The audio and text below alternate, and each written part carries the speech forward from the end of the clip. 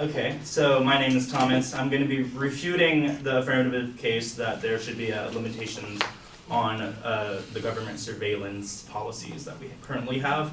To address her first claim, the Freedom Act did not reform enough of the government surveillance policies of the Patriot Act.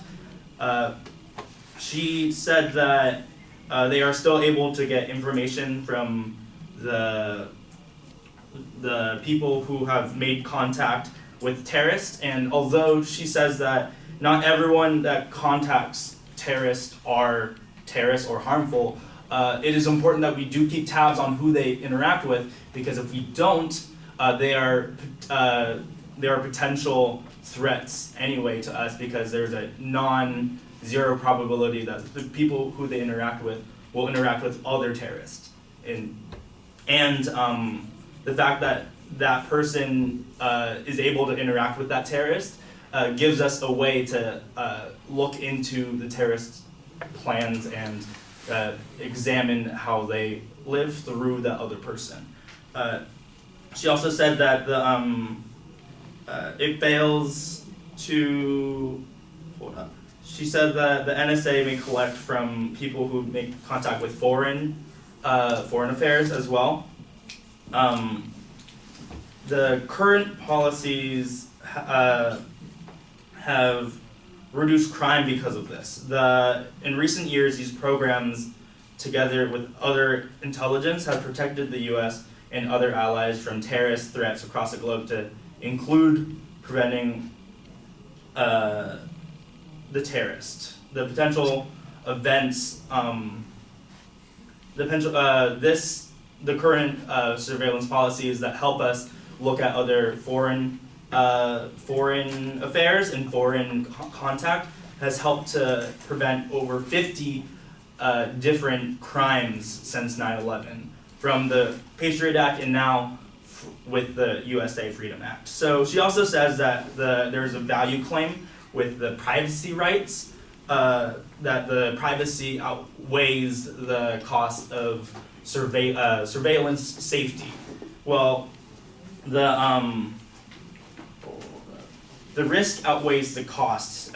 Cameras and other policing tools, such as wiretaps, guns, the ability of police departments and government throughout the nation to share data, and even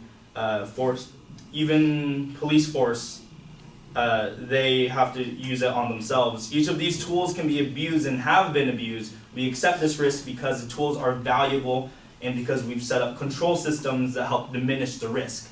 That was said by Eugene Folk, a UCLA professor in 2012, that was talking about surveillance and the cost of safety versus privacy. He also says that the surveillance doesn't violate privacy, in that these cameras are in public places where people where people's faces and cars are visible to everyone. They catch only what any passerby and any police officer who might be present can lawfully see. And for the same reason, cameras don't involve unreasonable searches and seizures, in the words of the Fourth Amendment. So the Supreme Court has recognized that observing things in plain public view isn't a search at all, much less an unreasonable one. So this doesn't violate our Fourth Amendment or any privacy claims that the affirmative has made. She also says that the broad and targeting is invasive, but the government needs probable cause. Sean Sullivan, a writer from the Washington Post, reported that Obama said that the government cannot tap your telephones and have not by law and by rule, and unless and usually it wouldn't be it would be the FBI, go to court and obtain a warrant and seek probable cause. The same way it's always been, the same way when you were growing up and we were watching movies, you want to go set up a wiretap, you got to go to a judge and you got to get probable cause. That was said in 2013. She said that we should limit the domestic scope of our policies and to only individuals who are tangible to national security. Well, that, like, how do we determine who is important for national security and who isn't? The terrorists know what we're looking for and how we're looking for it. So they're gonna pick people who are that are coasting underneath the what is it the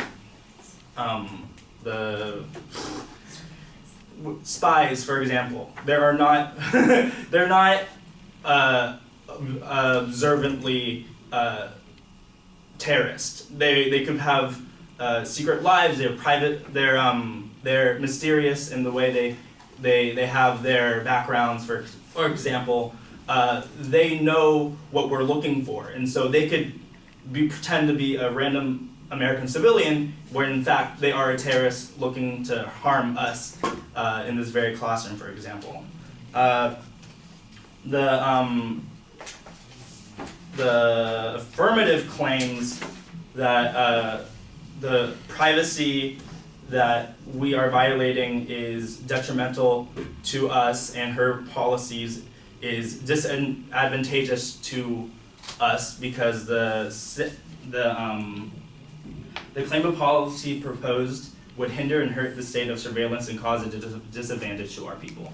That concludes my response to the first affirmative claim.